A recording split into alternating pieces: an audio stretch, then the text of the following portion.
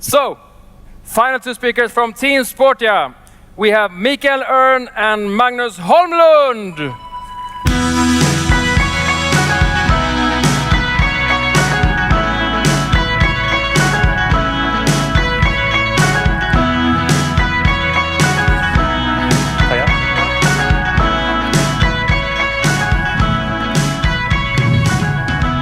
Hi everyone.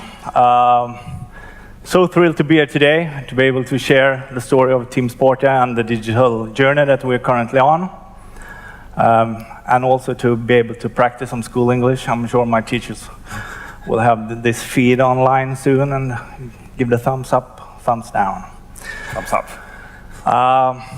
My name is Mikael Örn. I'm CXO at Team Sportia, Sweden, and my sidekick today is Magnus Holmlund, COO from Ludon, our Oracle partner in Sweden.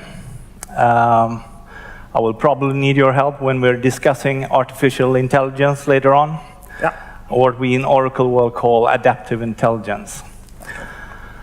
For you who expected to see a real sporting guy coming out here in a jumpsuit and saying, I'm sorry, today it's the office suit on. However, starting to discuss Team Sportia, I think that the core value of the entire company is sport. We breathe and we live sport in one or the other way. Every day there's a gym bag along with every employee all over the stores and on the headquarters. The only people that we haven't quite gotten into doing sports are the IT guys, but we're working on it. Team Sportia is currently today a company that is built like a sport retail franchise, but we don't own the stores. The franchise don't own the stores. The store owners are connected to the franchise by agreement, and we have approximately 82 stores today in Sweden and 50 in Finland. We have strong partnerships with a lot of independent companies and chains that are connected through us through buyer's agreement. So we are bigger than just the name Team Sportia, and we are also a company that is driven by events, by sporting events. We are a main partner today to what we call the Swedish Classics, 5 big events, races, sporting events, including Vasaloppet, Vansbrosimmet, Vättern runt on bike, and Lidingöloppet running.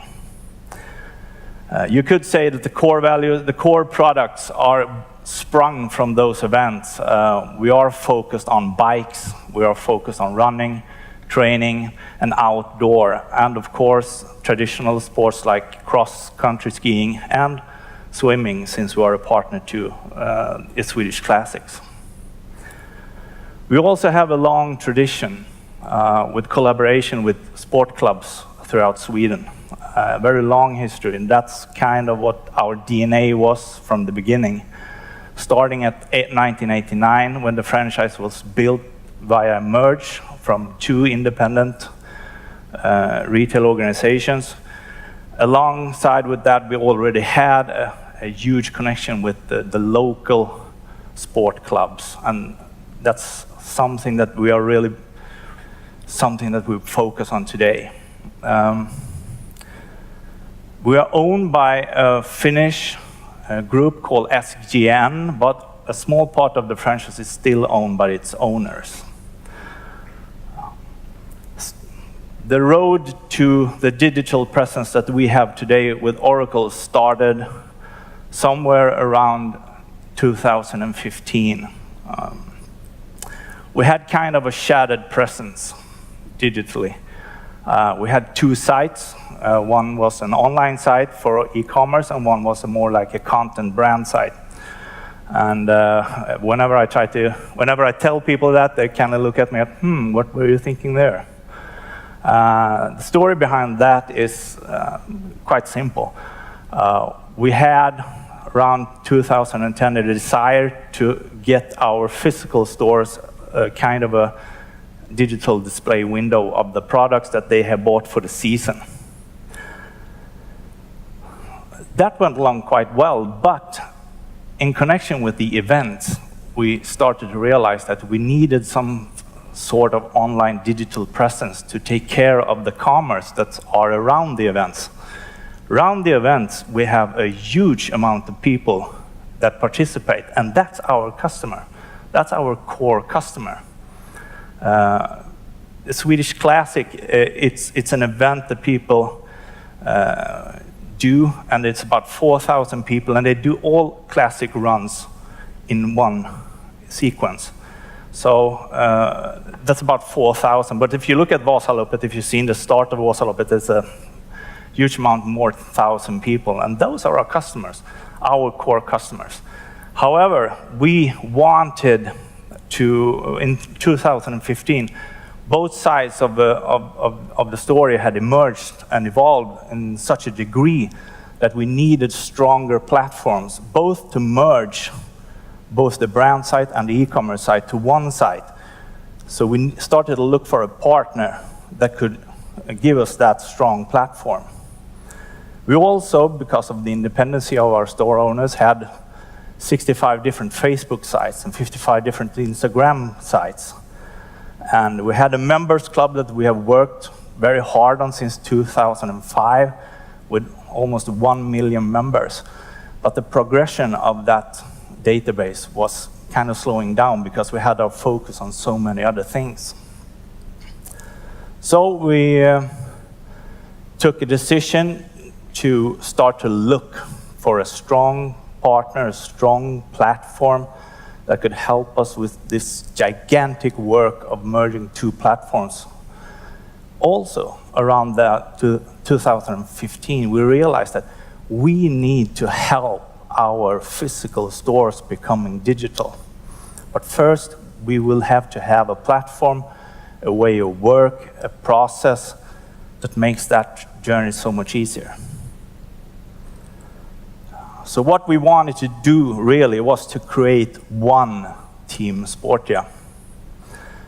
We wanted to unite the entire chain with mutual tools and mutual goals. There was, I wouldn't say that we were a bit divided, but we had a split focus. We wanted also to enhance and increase the relationship with the customers, the digital customer.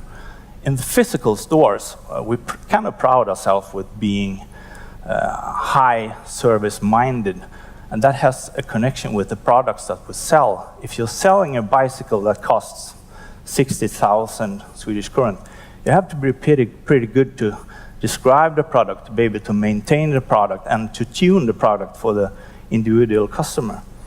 So we wanted to mimic that relationship that we had in the physical stores with the relationship with digital stores. And we didn't quite have the tools for that in the solutions that we had.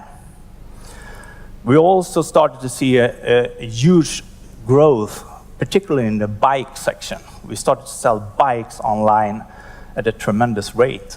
And this coincides, of course, with a huge health trend that is going on all over the world, practically. Everyone is training, and wherever you look today, you see training. People running to work, people running home from work, people biking to work. And just now, for a couple of months ago, the new tax reduction for buying an electrical e-bike was done, and of course, that has been a huge effect on our sales on bikes. And above all, companies and organizations are very interested in getting e-bikes to the people who work for them, because they see a huge advantage with having healthier people working for them. So we also had, because of the diversities in having a content brand site and then having an e-commerce brand site, we had kind of a different perspective of viewing at the brand, what we want to do with the brand. So that was also a very important part that we wanted to change. We wanted to have a higher brand knowledge, or more unified brand knowledge, both internally and externally.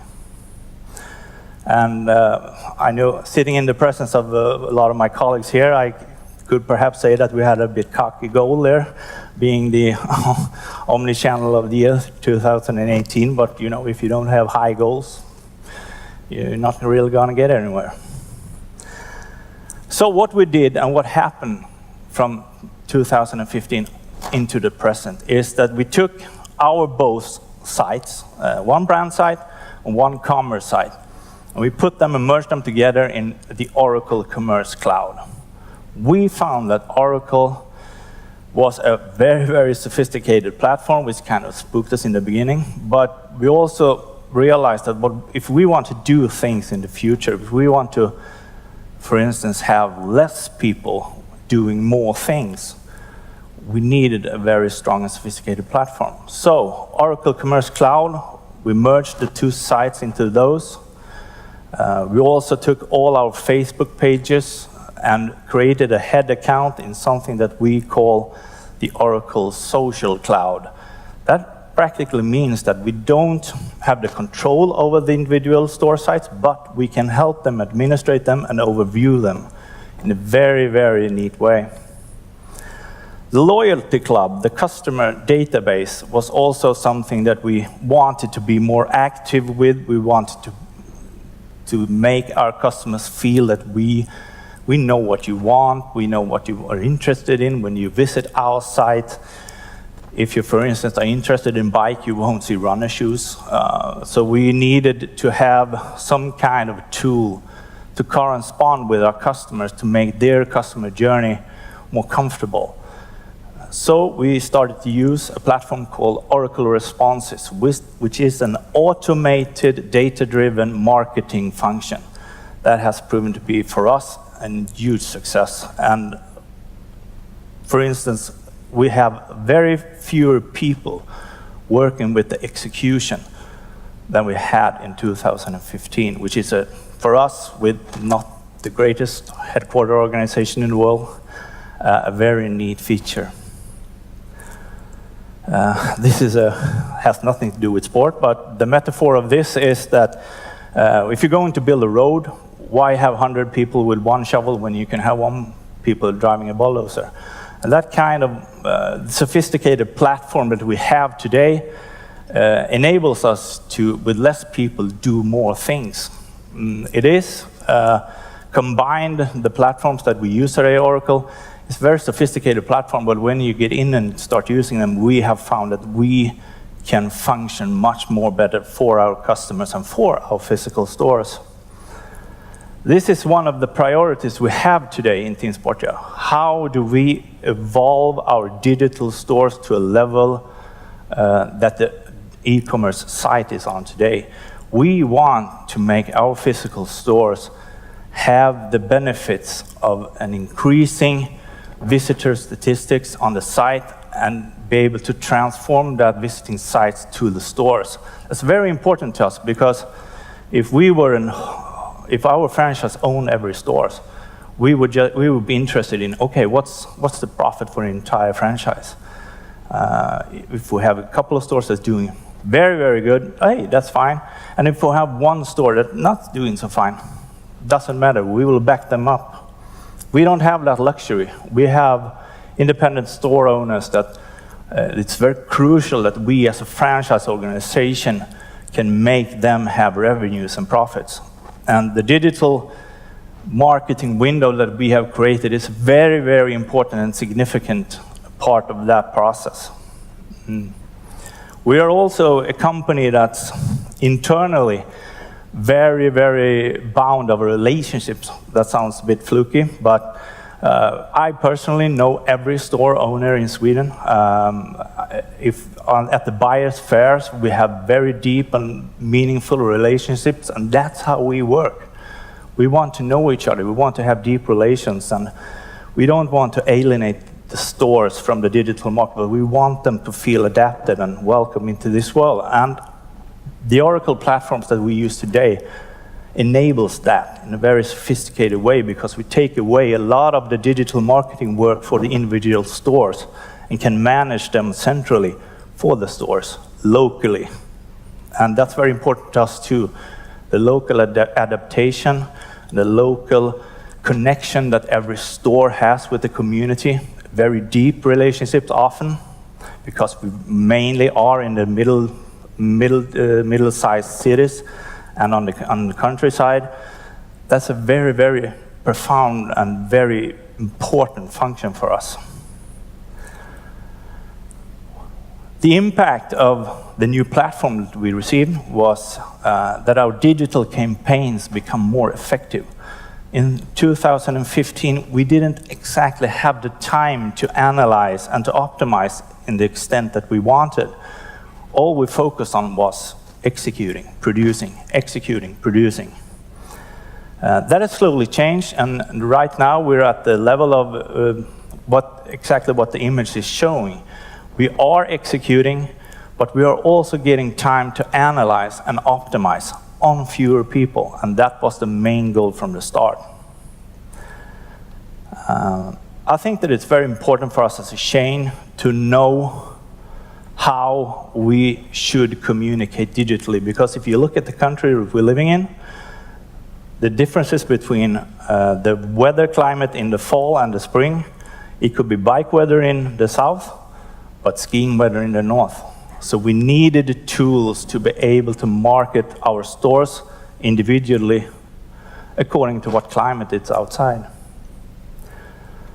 So another feature that we are really excited on is adaptive intelligence.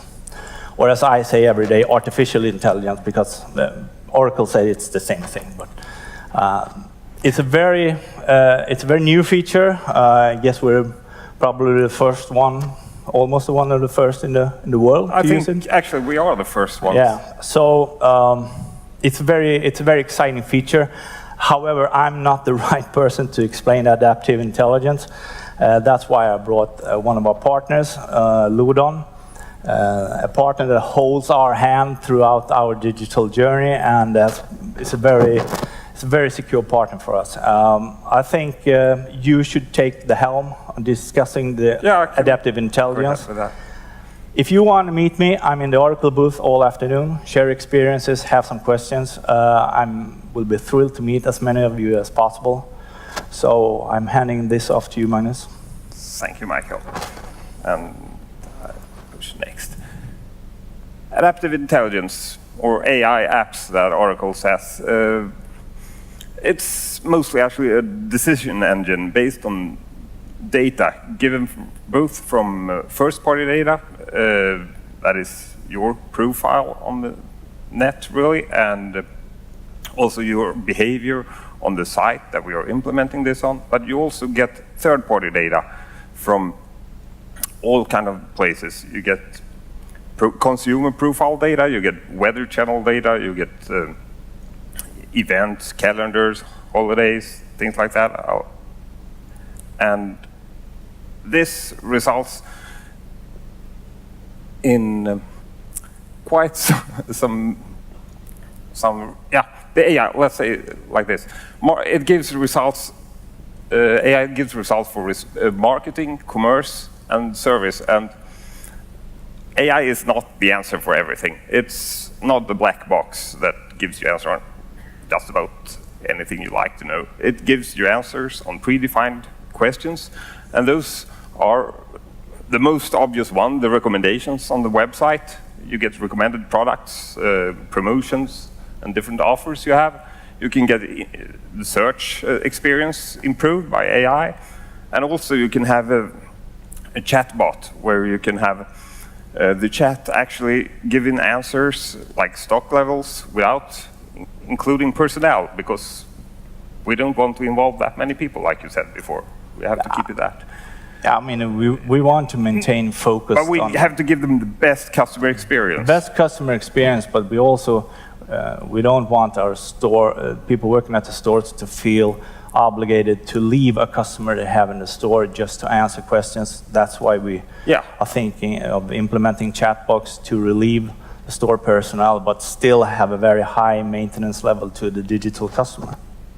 And you also have, for the marketing solution, you have the possibility to get current data when you open the email. You don't have to wait You don't have to send something and hope that the customer open it directly and it's current, because when they open it, we produce the data.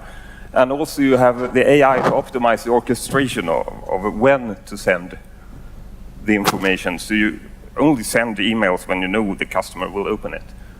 And for example, the recommendations, you base this on consumer profiles, like I said, search history, and the product catalog, of course, in the web. And I see that time is over here, so let's skip to the next one. And we also orchestrate the messages, of course, so you don't have to configure big programs.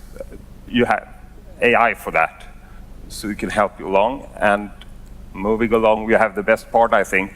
That is the insight of the AI solution, when you can actually follow up on how good, for example, the recommendations are doing. Let's say you have a product, you want to see how good it sells, it recommends. You can go in here and see if it works or not. And if you have plenty of bikes, you have plenty of bikes at Team Sportia, and you have a certain one you want to sell more, and you can go in here and say what profiles are looking and actually buying those products. And you can export that data, that profile, and import it into DMP, a banner solution that you can actually put up ads for those profiles that you know buy these products. That's kind of neat, I think. It's kind of neat because you started losing me when you just went on all tech on me. But I think the main part for us at Team Sportia is that we want to have all the tools possible to give our customers the feeling that when they reach our website, we know what you're interested in, we know what you want. We're not interested in gathering information to know it all about you, but we want to produce a site that you feel is special. If the interest you have and what you are interested in at that day, that's what's going to be displayed on the site. And that's what commerce is all about these days, I guess. Yeah. And then we have an exciting That's a little bit about the future, I guess. We are going to keep on implementing AI into the organization. We will use mobile apps to support the staff in the stores. We will have functions to show and sell offline store stocks online. We will continue to develop brand sites and multi-sites. We will start to work harder with our business-to-business, especially towards the companies, and the chat box. And now you're going to. You can use this. Thank you. Sort of is scraping. Oh, thanks.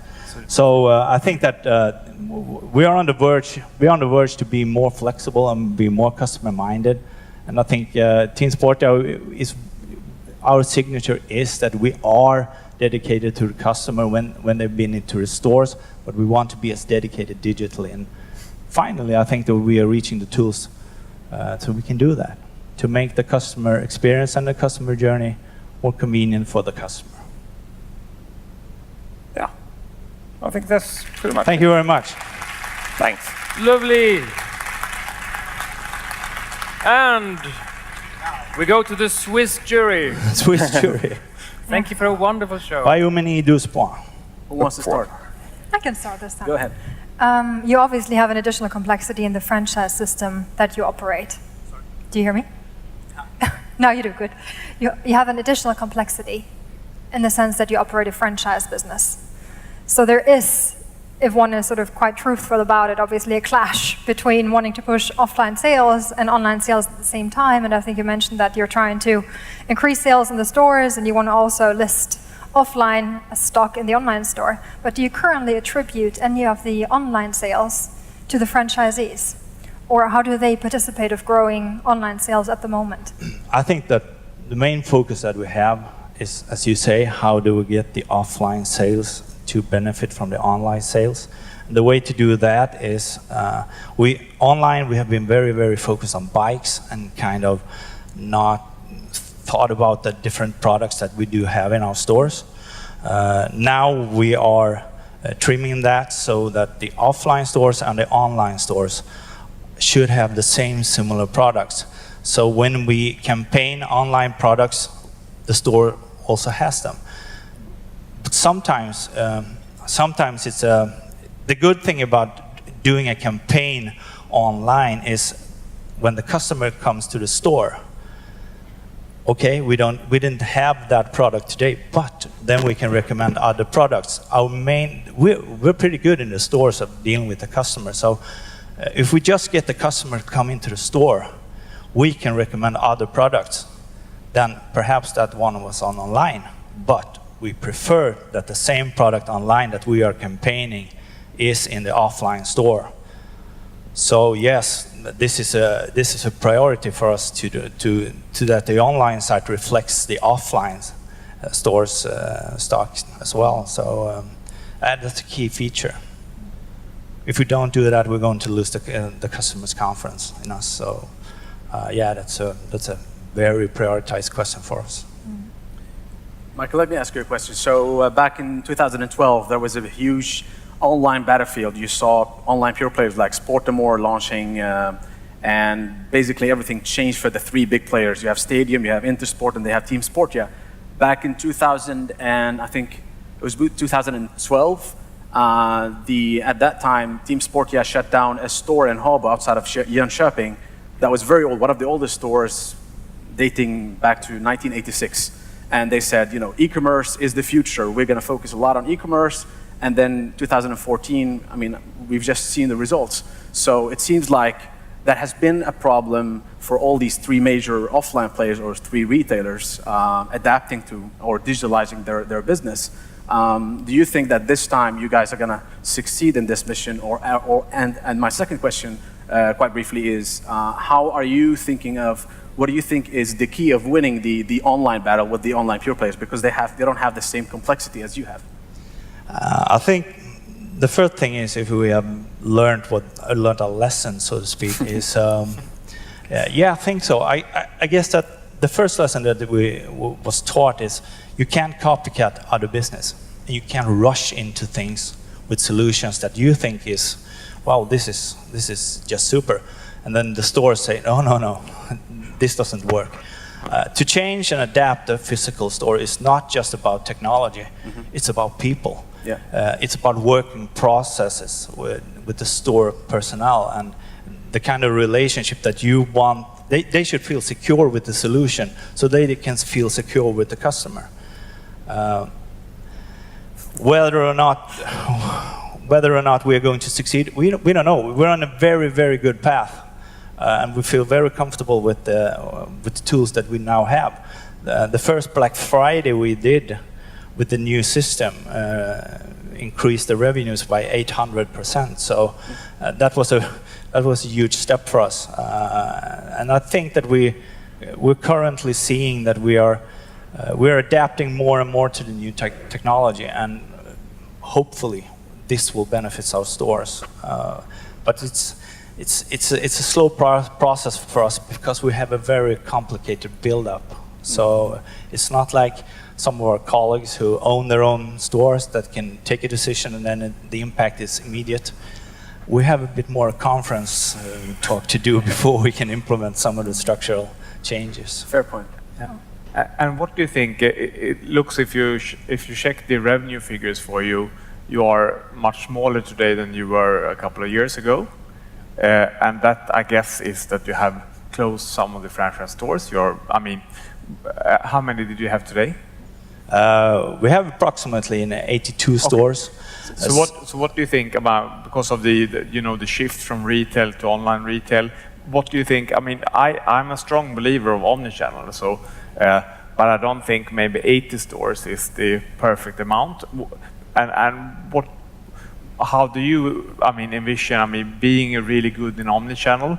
Do you require the 80 stores, or do you think you will have like an optimal for handling omnichannel in Sweden would be another amount of stores? Or that's a very hard question, really, because first and foremost, I think that if you have a good e-commerce site, if you have a good omnichannel, you can show your brand in areas where you don't have a physical store. And if you have a good online e-commerce, that could boost someone to want to open a store. Perhaps not a full-size store, but perhaps a kind of an e-shop, shop-in-shop at first, and get the supplies from the commerce site. But I think every day, you know, it's a battle in sport retail, and we are pretty optimistic at this point. We will still have to close some stores, perhaps in the future, because the market climate is tough, and the way that the customer behaves throughout the sites are very different. I'm sure that our colleagues struggle with the same questions, but you know, we're a sporting company. We're positive to fight the game, you know, and we're going to win this. But a good thing is that Sportia launched a report today, and they are really struggling with the automatization of their new warehouse. So you have a potential here. Yeah, but you know, yeah, I know, thanks. But I also think that in this business, you kind of, you know, you get a bit paranoid after a while. You look at the competition and the colleagues in the business, and every day there's new news, and you have board members coming in and say, they got that now, you need to have it. And, you know, everybody's pretty jumpy in our business. And I think you just, you know, ride out the storm, do what you believe in, and, you know, focus on what you want to focus on. Thank you. So we have Sixten in the audience who he feels like you've dodged his question, so I need a clear answer. Does the franchisees get any kickback on the sales in their area from the online sales? It's a yes or no answer. No.